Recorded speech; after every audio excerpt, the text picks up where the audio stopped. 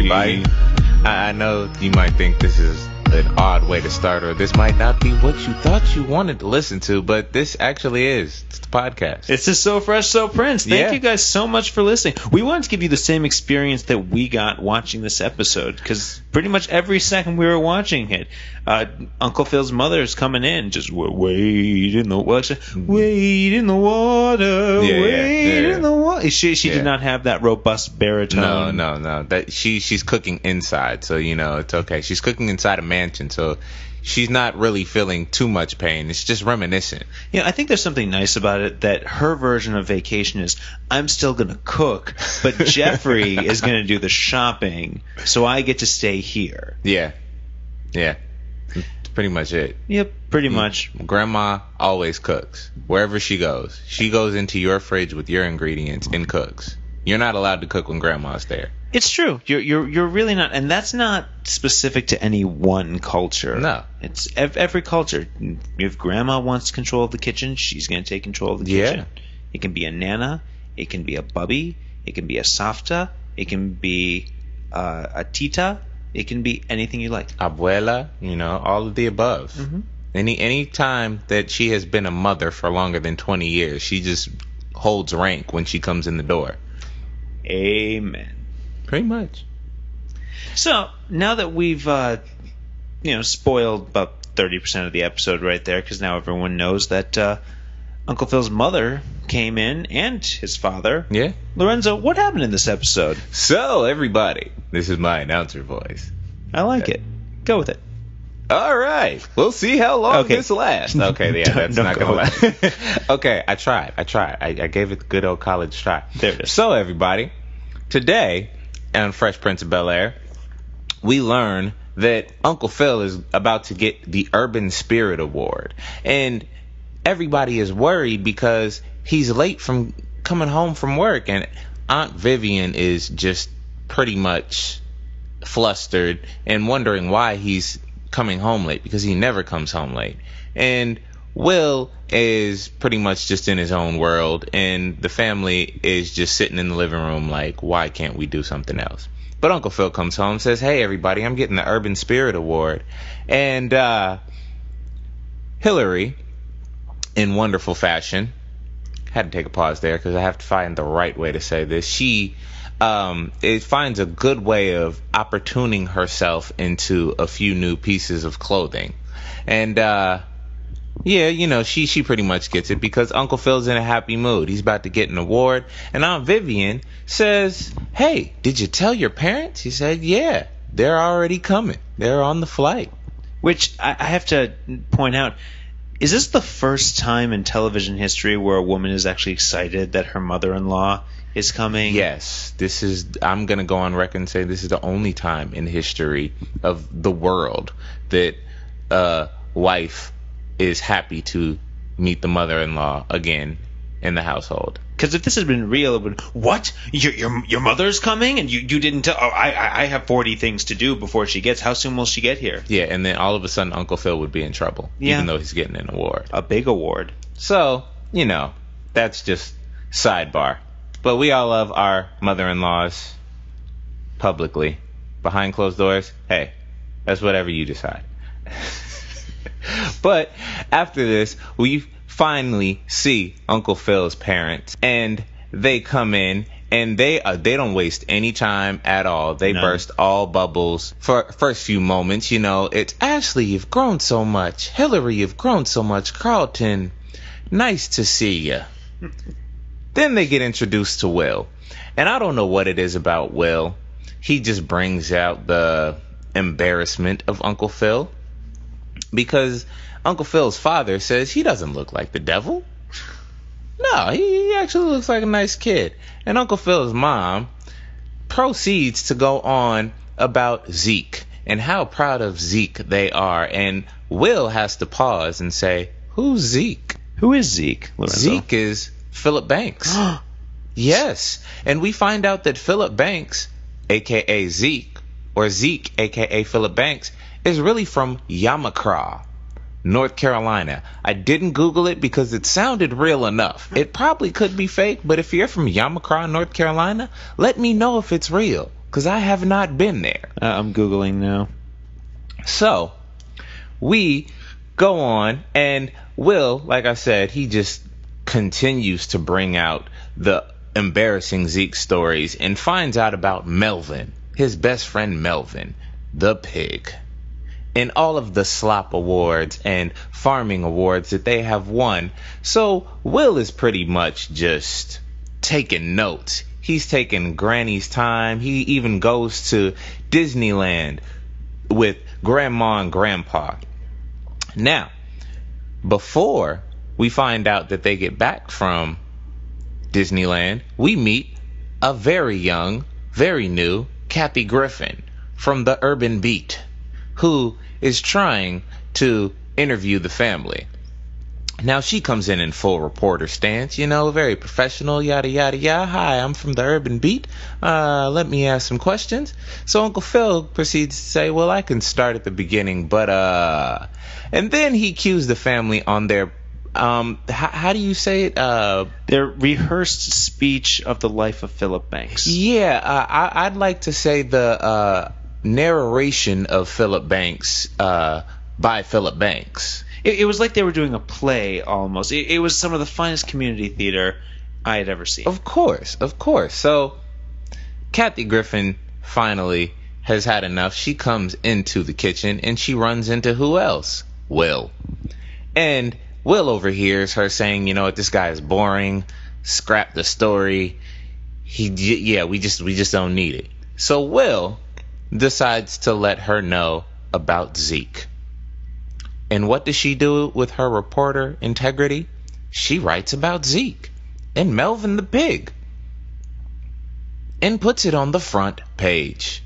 The very thing that Philip Banks would not like, or Zeke, whatever you want to call him. So, flash forward to the next morning. Jeffrey is in the kitchen. He says, hey, I got the newspaper. And he reads the story. And he's mortified. So Aunt Vivian comes in and says, hey, are you reading the story about Uncle Phil? And she's mortified when she reads it. So Uncle Phil comes in now and he says, hey, read me the story. So he said, no, take a break, have some coffee. He says, fine, I'll have my coffee while you read me the story. And it all pretty much goes downhill from here. So Will comes in perfect timing fashion, with 100 copies like Uncle Phil requested, not knowing that it would be written about Zeke. And so when Will finally reveals his do-good deed of letting the world know who the real Philip Banks is, Uncle Phil proceeds to let him know how disappointed he is with him in sharing certain things. But as usual, when you say the very thing you shouldn't say, Mom is always right behind you. And that's what happened. So, Mom kind of takes a moment and says, I just don't appreciate the fact that you're trying to hide your country roots and your pig farming roots.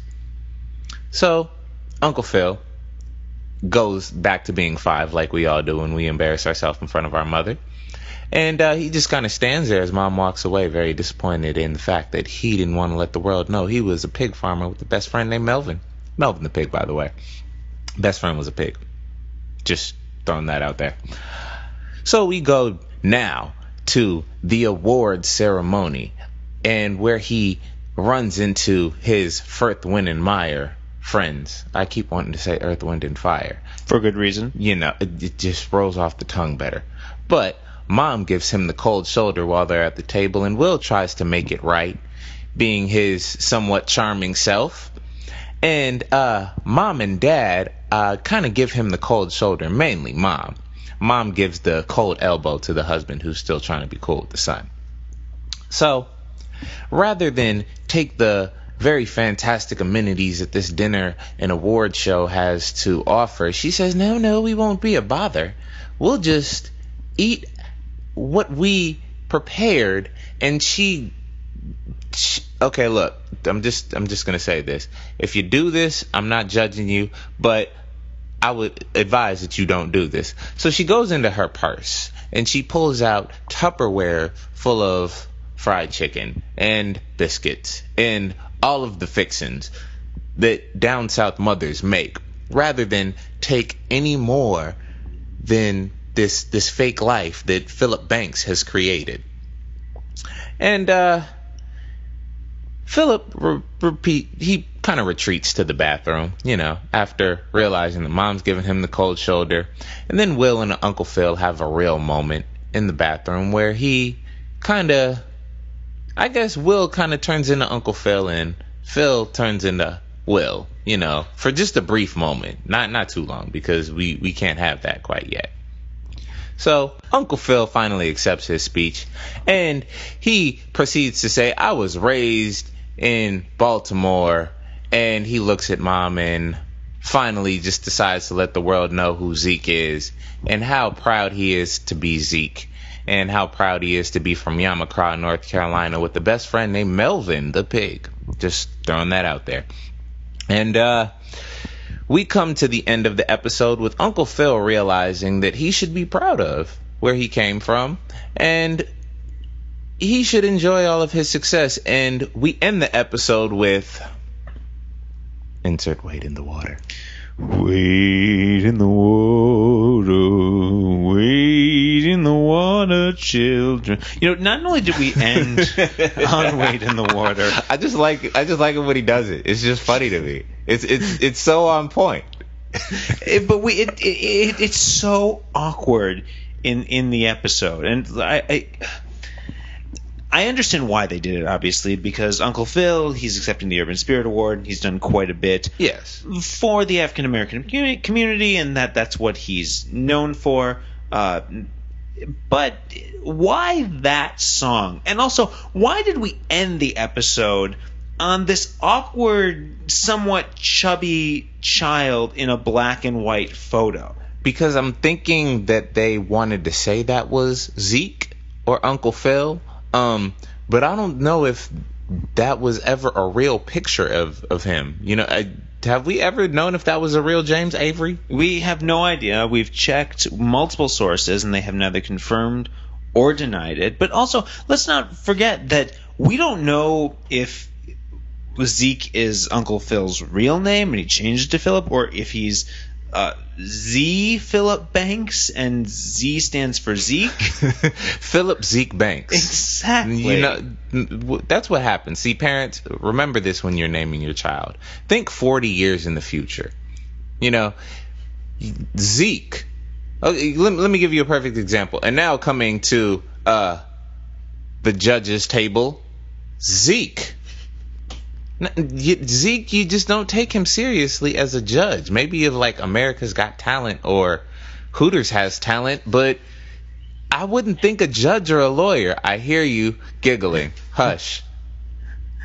We have a guest in the studio today who's enjoying the comedy stylings of Lorenzo Gordon. I mean, it's like, hey, I'm from Yamacraw, North Carolina, and coming as your lawyer, Zeke. But you are correct. Zeke does sound like, what Nick Cannon's character's name would be on America's Got Talent if you weren't.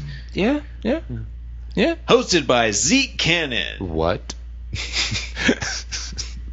I don't know. It doesn't even roll off the tongue. I can't even say roll off the tongue after saying Zeke. Look, the truth of the matter is, I'm just happy for this episode, for the main reason he can be Zeke, he can be Uncle Phil, he can be whatever he wants, because the beard is back, baby. We don't got that weird mustache anymore. We've got the beard. It's not gray yet. Will has not gotten his claws into Uncle Phil and caused him to prematurely age like Barack Obama. It is just a nice thing to see. Yeah. The creeper stash is officially gone. And we're very happy about that. Yeah, well, some people aren't. Some people like the creeper stash. So as we open this episode, was Aunt Vivian slightly overreacting to the fact that he was coming home late? I mean, I recognize that this was a time before cell phones, and we're assuming that Uncle Phil didn't have a cell phone, even though he probably could have had one of those giant Zach Morris cell phones. The brick. Well, I mean, I would assume that they would have had answering machines back then. I don't think it's that far in the past. He could have called home. I don't know. I just think it was kind of forced in a way, because they opened it up with Aunt Viv pacing. She's normally the calm, cool, and collective one. And then you pair that with the fact that then he comes in and there's good news. So it's like nothing was wrong, nothing happened. Hillary gets her dresses. Everyone's happy. It's a beautiful thing. But the nice thing about it is that, while you are correct, we did see quite a bit of vapidness again from Hillary. At least we didn't get one of these long, lofty speeches. Like, all we got was the spoiled vapidness this time, which is really what we come to love from Hillary. Yeah. I mean, there's nothing much more to say about Hillary. This is the one vapid person we like. She's like the lost Kardashian. Oh, no. No. Too far? Too soon? Yes. I mean, she might be the Kardashian we like. I like this show, and there's nothing likable about any of the Kardashians. You respect the Kardashians' publicist because somehow he keeps getting them out there. Very I don't true. know how he does it, but he does. I mean, you have the Kardashians on television specifically because you don't like them. I mean, look at it. The Kardashian who's getting the most press right now is the one who went under gender reassignment surgery. Oh, well, yeah. Okay, and we'll put a pin in that one and not revisit it. Anyways, we grow to like Hillary's vapidness in a way. Absolutely. So Uncle Phil's parents arrive. We have Granny, we have Grandpa. They're there, and they are lovely. They are absolutely wonderful children. And this is the first time that when they show up that we actually get a little bit of Uncle Phil's backstory. Mm-hmm. That, we didn't know anything about where he went to school. We learned that he went to Princeton. We learned that he went to Harvard Law. Mm-hmm. But we did not know any of this. Not even the Yamacraw, North Carolina. Also, Yamacraw, North Carolina, real place. See? The more you know. That was only 4 notes, and we can we'll fix the key. Don't worry. I'm partially tone deaf. Just partially. Just partially? Like 95% tone deaf. There's 5% of good notes in there. So when Uncle Phil's mom and dad show up, that's when we actually find out that Uncle Phil grew up in North Carolina. He, at one point, had a childhood. He was not always the authoritarian that he was. No. His best friend was a pig named Melvin. Yes. I just want to know, as a child, that pig had to be amazing, or your friends had to be really crappy for that to be your best friend, or you had to have your neighbor be 50 miles away. I'm guessing it's a combination of all of those. Okay. Yeah. I'm just wondering, in the storyline, hey, we're going to make his best friend a pig. But that's kind of what was happening. I mean, and you see that a lot in this episode because there are a lot of things that happen for the jokes, not necessarily for the story. So it's like, hey guys, I've got this great idea. Why don't we give Uncle Phil a backstory where his best friend was a pig? Love it. Write it. Because he's fat. Okay, that's too far. He has just very big bones and a lot of muscle and a lot of fat around those very big bones. They absolutely justified why he was fat with his mother's cooking. The amount of food that she made would feed an army and then some. And it had to be under $1. The fat and lard did have to be under $1. Mm-hmm. But that was all she asked Jeffrey. There were no veggies. No. I'm assuming that there were already sweet potatoes and okra in the house. There might have been. Probably from the farmer's market. Yeah. But, they had the lard and the fat. That's what Jeffrey had to go buy. Mm-hmm. I don't know why they missed the comedic moment of having Jeffrey walk in with 2 giant bags, one of lard, one of fat, and trying not to get it on his tuxedo.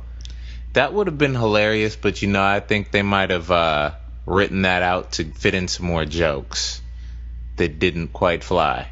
Yeah, I can see how that would work. I mean, also remember, this was a time where you can see how low budget this first season of the show was. Oh yeah, especially with the Will looking right into the camera in the parents' moment.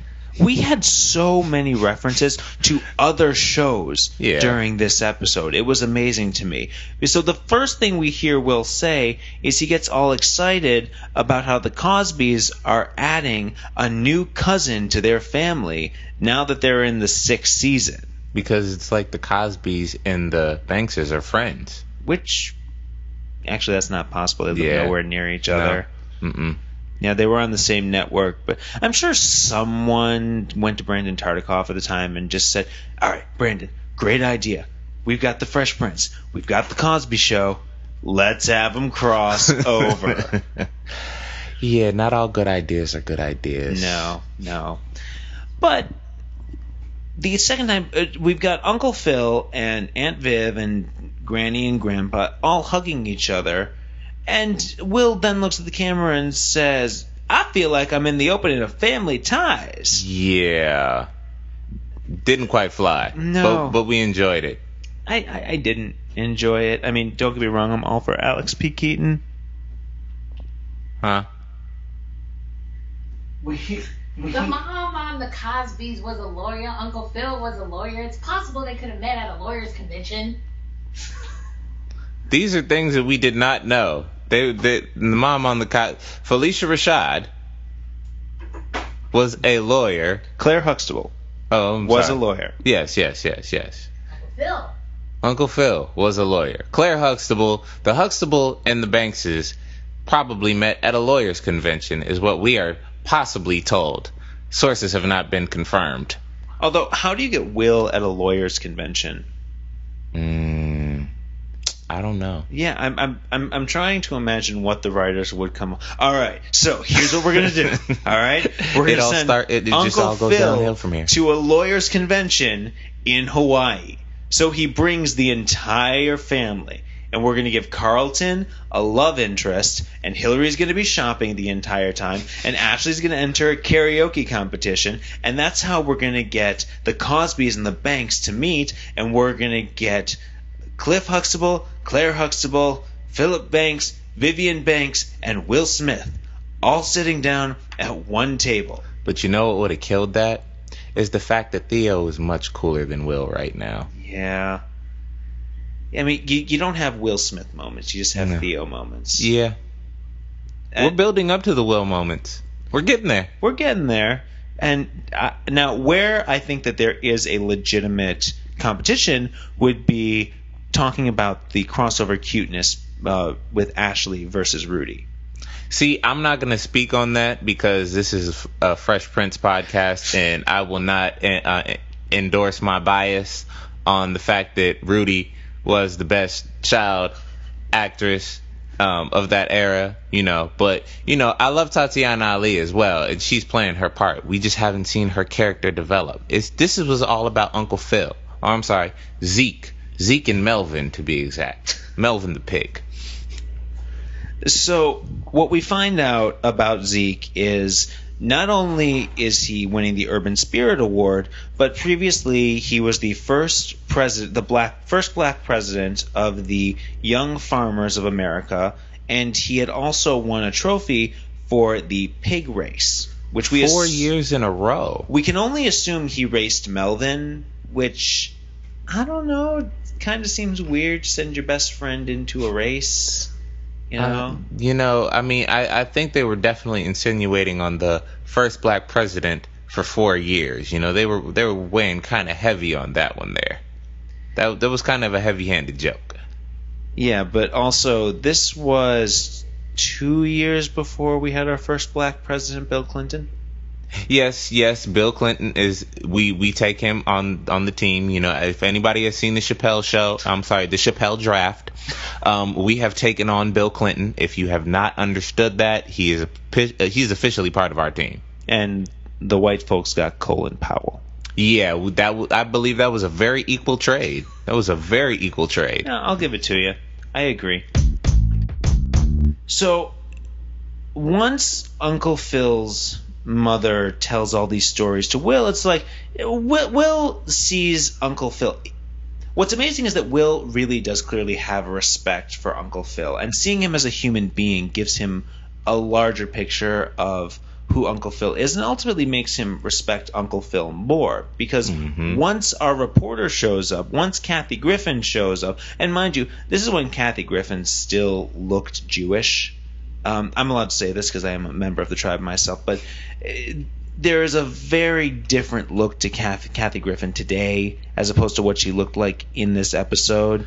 Well, this is the difference between Kathy Griffin having to audition versus 100 other actresses versus Kathy Griffin having to audition versus another 100 actresses, but just you know who Kathy Griffin is. Yeah. Well, now you know who Kathy Griffin is. At the time, she was just some other stand-up comedian who was trying to make it and having to get cast on this show. So, good for her for getting a job. And now we get to look back and see, oh, yeah, you have had so much plastic surgery. Oh, my God, woman. No, it's a lot of contouring and camera angles is what I've been told. No. Okay. She has openly admitted her love for plastic surgery. Okay. She has had her nose done. Her hair is not that blonde. It is not that straight. She is not that tall. So she just went into the Barbie factory and had herself redone. Oh, yeah. Extreme makeover. Okay. And she's been completely open about it. Okay. But she pulled off the Frumpy Reporter here incredibly well. There's no question about it. But one of my favorite things about the episode was the grandma and Will had a moment when she was singing Wade in the Water. We'll insert that later because, it's just my favorite part of this episode. Don't know why. But as Will tries to sneak in, she's cooking up late night as all grandmothers do. I don't understand why. But it was a real moment where, she was teaching Will to respect his elders as she's giving him embarrassing moments. So it's like, it's the best of both worlds. Will gets ammo to fire on Zeke anytime he wants to make a joke about him, and she's teaching him to respect his elders while beating him at cards and never having to look at his cards. Never. I mean, that's what a good grandmother does. She makes people realize you have to respect your elders, and you had to be fed by your elders in exchange. Mm-hmm. And you get to make fun of your elders, just not me directly. Also, the other thing that we skipped over was the reason that that Will and Granny were having this conversation. It was 3 o'clock in the morning. Granny was up. She was getting ready to make breakfast because apparently breakfast takes about 4 hours. Well, when you have that much fat back and lard, you got to start real early. That is very true. So Will snuck out of the house after he was already supposed to be in the house, but we never find out how. I just think that was insert joke here kind of moment. It's like, well, what is Will gonna do? Will's obviously he's a young hooligan. He's sneaking out of the house. That's obviously what he's gonna do, and we can use that as a way to get him and Granny alone. Yeah, because he couldn't just come down because he couldn't sleep. That'd be too boring. Of course. That'd be a Carlton moment. That would be a Carlton moment. So Uncle Phil decides he doesn't want his mother, he doesn't want his father, he doesn't want Will anywhere near the house when this interview is going on. So he sends the three of them off to Disneyland. Because that's what you do when you have people out of town. You just go off to Disneyland. At which point, Will points out what we've all been thinking about Bel Air throughout this entire episode, where he says, man, after living in Bel Air for so long, it's great to get back to reality by going to Disneyland. And the fact that real people are at Disneyland is big to him. Well, the only real...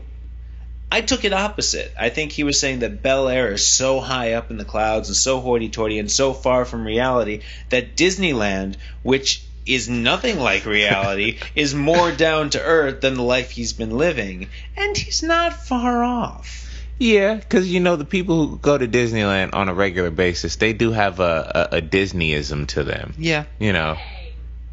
It's a fantasy world, It's completely a fantasy world. It's a beautiful place. It's wonderful. It is the most magical, happiest place on earth. But it exists within this bubble, and I know people who have passes and just go all the time, and even they say... I feel like there's a cloud of sugar and energy that just hovers over Disneyland that just makes you feel like it's the happiest place on earth. We love our Disney people. Our producer wants to come on microphone. There's nothing wrong with Disneyland. There is nothing wrong with Disneyland except for the fact that there is sugar in the air there, so you just feel like you're amazing, and Mickey Mouse can be 40 feet tall. There is nothing wrong with Disneyland. I go every year, at least 2 or 3 times a year. It's just a happy place. See, that's the sugar talking. You see how you can't just say it. See, look, it's just a happy place. See, there was no sugar in that. None whatsoever. It's an absolutely happy place, and there's nothing wrong with it, but Bel Air is its own special version of magical. Yeah. And it doesn't exist in the real world. That's the kind of place where you get looked down upon because you only made $3 million last year. Only $3 million? Only $3 million. You're poor. Exactly. What can you buy with $3 million? Look, send in your short wish list of $3 million. Please do tweet that to us. Please. Just make it short, because what can you buy with only $3 million?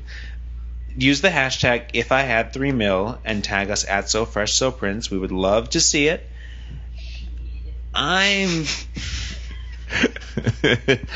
Look, you're poor amongst the rich people. I think I'm okay with that. Yeah, exactly. I'm okay with that short list. So Will and Granny and Grandpa get back right at the most perfect sitcom time, because Phil hears the reporter saying, "Philip Banks is dull. Dull, dull, dull. We are going to scrap this story." And Will is saying, no. You can't scrap the story, because if you scrap the story, my Uncle Phil is going to be mad. And if he's going to get mad, he's going to get mad at me. Even though he was at Disneyland. Exactly. So Will says, all right, I'm going to save this. I have got some stories that are really interesting about Uncle Phil for you, Jewish Kathy Griffin. Yeah, and once again, it all goes downhill from there in Uncle Phil's eyes. But, I think that was one of the crowning moments of Will trying to be the good guy and say, hey, my Uncle Phil is an interesting guy. Because in the next scene, Uncle Phil finds out what happened. He's really upset. And Aunt Vivian and Jeffrey are doing everything that they can to make sure that Uncle Phil doesn't read this article. Yeah. But when Will comes in and he sees that everything he told the reporters in the article, he's just like, all right, I was going to surprise you, but I'm the one who told her everything. You're welcome. And then, to me, that's when the best joke of the whole entire episode happened. Please. So Aunt Viv sees the look of murderous death in Uncle Phil's eyes, and she says, well, honey, run.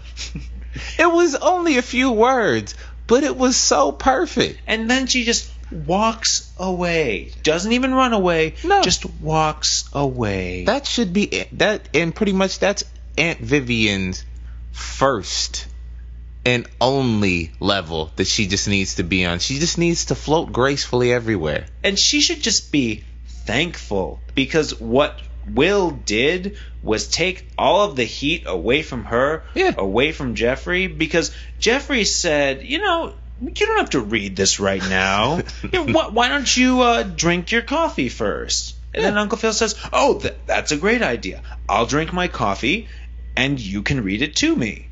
So Jeff says, all right. Local lawyer wins prestigious award. Well, it goes on from there. Yeah, That's all he says. So then Uncle Phil snatches the paper, and he reads it.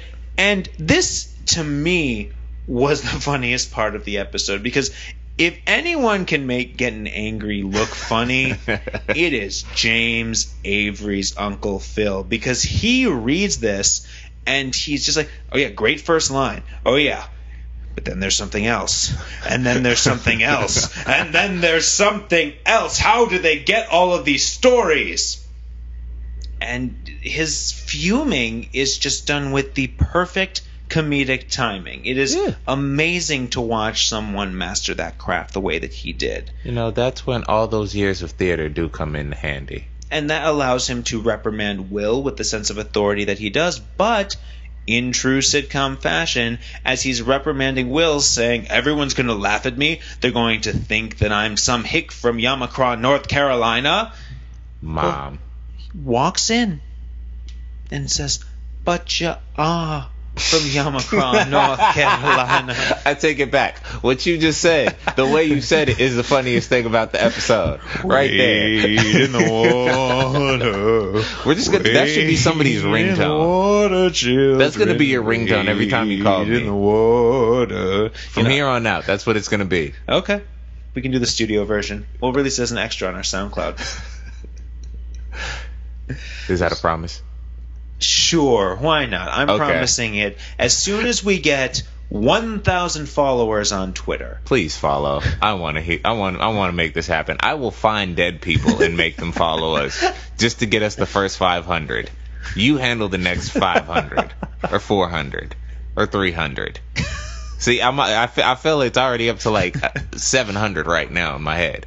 Well, actually, I mean, and full disclosure, we do record these before they end up airing. We don't do this every week, but as of recording this right now, we just surpassed 100 followers on Twitter, which we are incredibly grateful to you guys in the So Fresh Army. If we can get 900 more of you into our army, this can happen.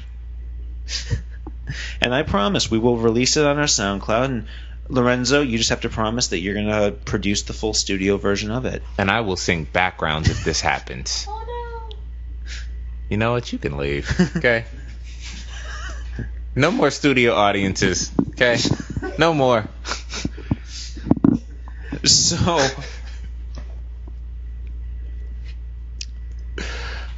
the last thing that we see before we cut to commercial is Uncle Phil is trying to appease his mother, and his mother's trying to make him realize, you're trying to make it seem like you were a poor black child. And no, you did not have every luxury growing up, but you always ate, and we always supported you, and we did whatever we could, and that is why we are here right now to support you. Now, and that's true. If they really wanted to show their sign of support, they would have paid for the tickets themselves, but obviously Phil has the money where he can gladly pay for it. Of course. And you know, he grew up with a lot of love. That's true. By both parents. Maybe in a very small town of Yamacraw. I don't know why I want to keep saying Yamaha. It's a sound thing. That's where he grew up in the Japanese remake. Yeah, that's the Japanese version of it. You know, they got Yamaha, North Carolina. We got Yamacraw, North Carolina. Exactly. But I mean, it's like you said. He grew up with a lot of love, and it's obvious he never went hungry by the last image we see in the episode, because you know, it's a very well-fed little boy. It truly is. Which we don't know if that was him or not. We're clearly meant to assume that it is, but at the same time, it could have been handled a little bit better, other than someone like, all right, someone find stock footage of some pudgy black boy, and we're going to put that last thing in the episode. This was before we had, you can Google anything. Yep. So I'm pretty sure that somebody had to go into somebody's family photo album and say, you know what, let's find the perfect picture to end this episode on. And I feel like somebody just came in with a handful of pictures, and they were just laid out on the desk and said, no, that's not the one. Nope. That's the one. That kid's not fat enough. That kid's too fat. That kid's too dark-skinned. This one's sad. This one is far too sad. We need a happy, pudgy child. This can't be that difficult. No. I think Middle America screams happy, pudgy children. I'm just now imagining the writers and producers. They're the episode is due the next day. We've got to get this right. We've got 7,500 pictures here, and one of them is going to be the perfect stand-in for young, fat Philip Banks. Yes. We're not leaving till we find it. Now, you know what would have been amazing? What's that? Is if they would have had Zeke standing next to Melvin. That would have been perfect. I wouldn't even question it. Minus a pig, Yep. I question it. But if you would have had Melvin the pig, it wouldn't even have to be Melvin. It could have been Alvin the pig. It could have been breakfast the next morning the pig. And I wouldn't have questioned it. But it just didn't have the pig. You hyped up Melvin so much, his best friend, and you don't even have a picture of him. Well, in fairness, dogs are a pain in the ass on a sitcom set. What do you imagine finding a pig would be like? Like, maybe if it were a teacup pig, but that just kind of ruins the joke and the imagery altogether. You just want to imagine a fat, pot-bellied pig with a young Zeke Banks lying down in the hay, wearing his overalls that are rolled up to his ankles, sleeping next to Melvin the pig. See, now, where were you when this episode was coming out and they needed to make this decision? Because we wouldn't have to question it if that's the picture we saw. Well, this is what I do now. Because hopefully we can fix the industry. Yes. Because continuity. People will listen, and they will learn, and they will do it better. Yes. Or not. Okay. I'll accept either way because, it's a talking point. So Uncle Phil goes to the banquet where he's accepting the Urban Spirit Award. Everyone is there. I don't know how or why he let Will go to the banquet wearing Jordans. I think he's given up on trying to pick out Will's wardrobe. We've seen that from episode 1, and he just gave up very quickly. But there was clearly evolution here, because if he were wearing the same thing that he had worn in episode 1, there would have been much more pastel, much more day glow. There would have been a hat. Will looked mostly respectable, and if he just had the right shoes on, he actually would have come off as someone who belonged in that world. Still, let's give young Willard Smith some progress here. His Jordans weren't as untied as they've been before, and he was wearing a button-up. If we're keeping the young Willard Smith is the rapscallion hooligan, we still got to keep some of the essence of rebellion. Just a little bit. Okay, we can give him the essence of rebellion, but what's amazing is that the rebellious one there was not Will, it was Granny. Yeah. She was just like, all right, I embarrass you, Zeke. And if I'm going to embarrass you, I am your mother, and I am going to embarrass you.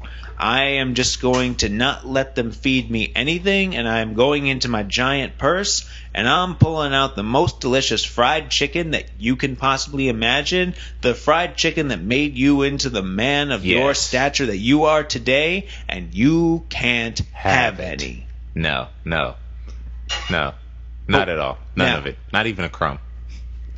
Now, in a great moment of cultural appropriation, though, Mr. Firth, head of Uncle Phil's firm, sits down at the table and says, "Can I have some?" And Granny says, "Of course." And they say, "This is delicious. Hey, do you have any biscuits?" I think it was all delivery. I feel like he really meant it. Like, hey, the best pairing for this would be biscuits.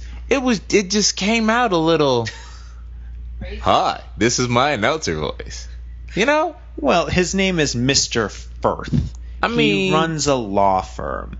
He let his number one African-American attorney prosecute a case, Quincy versus Jones. And good job, writers. Round of applause. Well done. Tip I of a missed hat to you. It's still funny. Anytime you have a boss, you got to poke fun at him. Even if he's a good boss. The fact that he's your boss, you still got to add him into a few jokes. Well, that leads us to a great point, because within the next few minutes, we really discover that Will Smith was clearly the boss of this show, because Uncle Phil can't take this anymore. He gets up, he goes to the bathroom, and he meets an older African-American bathroom attendant who says, "Did you bring Melvin the pig? Am I going to meet Melvin the pig?" In just a great throwaway joke. Yeah. Didn't need to be there. No. Could have taken that time to have Jeffrey walk in with a bag of lard and a bag of fat, but nope. I feel like you want to see Jeffrey with like a backpack of lard throughout this whole episode. Absolutely, like just as many things. Just have that be the running gag. It's that Jeffrey keeps walking in. He's got to bring lard. He's got to bring fat. He's got to bring in Melvin the pig on his back. Just make that his thing. I appreciate that. I like that more. Anytime you can get a short man in a tuxedo carrying dirty things, that's just comedy gold. Very true. Very true. So Will meets Uncle Phil in the bathroom, and they go back and forth for a little while. Now, this was interesting to me because it was a great moment. It really was. But Phil forgot who Will was for a moment, because he spoke to Will like a peer. Like a real person. Not like someone who he is in charge of. And he wasn't trying to teach Will anything. He was just standing there as a man, as if he were talking to another adult, saying things like, "I didn't go into that whites-only bathroom to make a point. I went there because I had a lot of lemonade and I really had to pee." But I mean, even in that, they played with just a little bit. The fact that the roles kind of switched every few seconds. It's like Uncle Phil turned into a 17-year-old kid and Will turned into Uncle Phil, and then they realized, oh wait, no, let's switch this. Yeah. Let's go back. But here's the most poignant moment of that whole scene is, how do I say this? Oh, just say it. Will comes in and he says, "It's your granny. She's gonna forgive you no matter what." And he says, "Will, sometimes parents just don't understand." Boo. Did you really have to do that one, guys? I mean, I understand it's right there, but just because you can do it doesn't mean that you should. Yeah, that's our job. That's our job to point out those things. You didn't have to do it. I mean, there was a lot of mugging towards the camera, and that got more finessed in later seasons, and it's been done worse in the show, but it really shows that what they were trying to do with this was build a show around Will Smith. Yeah. And whatever they could do with the other characters, great. Yeah. It was like almost done spaghetti. Like, they're getting better at throwing the spaghetti against the wall, but some of that spaghetti is still undercooked. Yeah, although one compliment that I didn't get a chance to mention earlier, Carlton's affectation went way down in this episode, and it was really appreciated. Even during the community theater moment where he was talking about his father, he spoke like a human being, a scripted human being, but a human being all the same, and we appreciated that. Yeah, he's still young Republican. He's just less young Republican in this episode. He's a human young Republican. He's an actual person inside of a cable knit sweater and loafers. And J. Crew sweater draped over his shoulders. Can't win them all. Of course you can't. I think it was just a lot of heavy-handed jokes and a lot of spaghetti against the wall. Yeah, but of course we always need to end on our Theo moment, where Uncle Phil gets up and he accepts his award and he starts to read his speech. "I grew up in Baltimore. ... He sees his mother and has the mom moment. "But I was raised in Yamacraw, North Carolina, by two parents who loved me dearly." See, there goes that theater again. Exactly. It's wonderful, and of course the mother is very touched. The father is very touched, and they have to end it on a joke where the last thing we hear Granny say before she sings is, "I hope he mentions his pig." Melvin. And that's it, everybody. That's everything that's happened it in the episode. That is all. This is one of our shorter episodes. And the commentary on this is that this was such a heavy-handed episode. It was just like, here it is on a platter. Joke. Set up, punchline. Set up, punchline. And interestingly enough, a couple of trivia pieces about this show. This was actually the 6th episode that they shot, but aired as the 4th episode. Now, I'm curious as to why this happened, because normally when they take these episodes out of order, it means a show isn't doing very well. Mm-hmm. And they want to bring up the better episodes so that they're done a little sooner and people can enjoy them a little more. And this was not the best episode that they put out this season. Well, but here's my question. If this was the best episode out of that bunch, what jokes did they throw away? Oh my God. And we know for a fact, because next week's episode is one of the funnier episodes that they have this season, featuring the great Don Cheadle. Yeah. Don Cheadle is amazing. He is everything. He's Miles Davis. He is War Machine. He's that guy on the Showtime show House of Lies where he's just a complete badass. And he really brings the funny in next week's episode. And I don't understand what the idea behind it was. Maybe this was like an off week. Maybe, they knew that they were going up against another show. And they're like, all right, well, let's just throw a dud in there and we can find a better episode for next week. And they just stumbled upon Don Cheadle. There's some great moments after some mediocre attempts. But with any show, you're going to have that. And this is probably the worst offense of any episode that they're going to have this season, because it's all exposition. Yeah. We have to learn a little bit more about Uncle Phil, mm-hmm. and we have to build that bridge between him and Will, because once that bridge is built, then the foundation is there, and we can get the better episodes and the better jokes and the better references later in the seasons.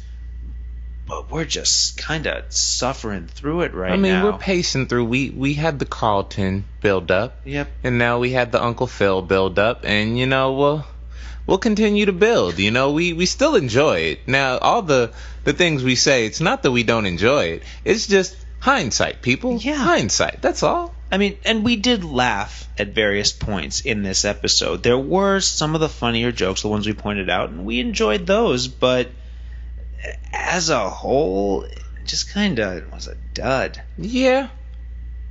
It's one of those, hey, should we go out and get some pizza? Yeah, episode's almost over. Yeah.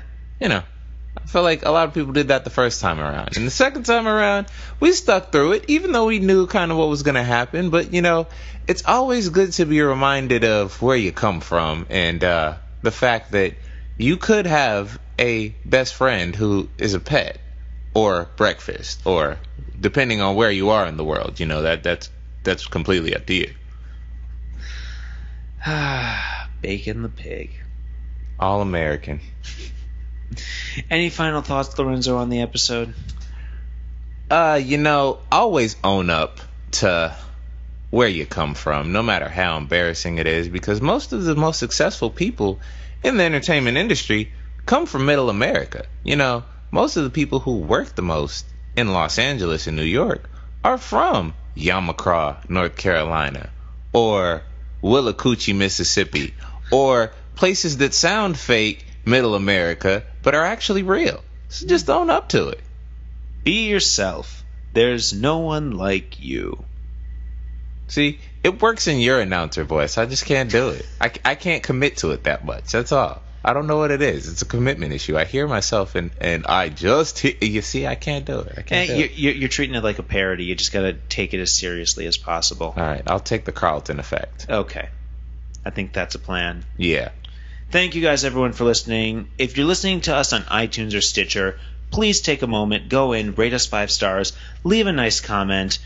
become part of the So Fresh Army. We're on Facebook, we're on Twitter, we're on Instagram, we're on Tumblr. We want to hear from you. And if you only had 3 million, what would you do? Really quickly, I want to give a couple of Twitter shout-outs to some of our new fans. Cousin McJeffrey at Oh That Jeff Patey. Thank you guys so much for sending in a nice tweet, Cousin McJeffrey. We appreciate it. Always. And at Vernon Foster, Vernon T. Foster II, says we have a dope concept. So we're hoping he's listening. Vernon, if you're out there, thank you guys so much. Please, everyone, go in, rate us 5 stars on iTunes, rate us 5 stars on Stitcher, like us on SoundCloud if that's where you're listening to us. Follow us on all of our social media. And don't forget, use the hashtag #IfIHad3Mil. What would you do if you only had $3 million? What would you buy? And tag us in it at So Fresh So Prince. So until next week, I have been Andrew Apple. And I've been Lorenzo Gordon. Stay so fresh. So Prince. Wade in the water. Wade in the water, children. Wade in the water. Melvin the pig wade in the water. is boiling. I'm sorry, Melvin the pig is in the pan right now. Just I know. It's an awkward way of saying it, but Melvin the pig got eaten by Zeke. And that's what fueled him to become the lawyer he is today. Goodbye. So Fresh So Prince is a Mitten from the Apple production, produced by Andrew Apple and Lorenzo Gordon. Music by Griffin Majors.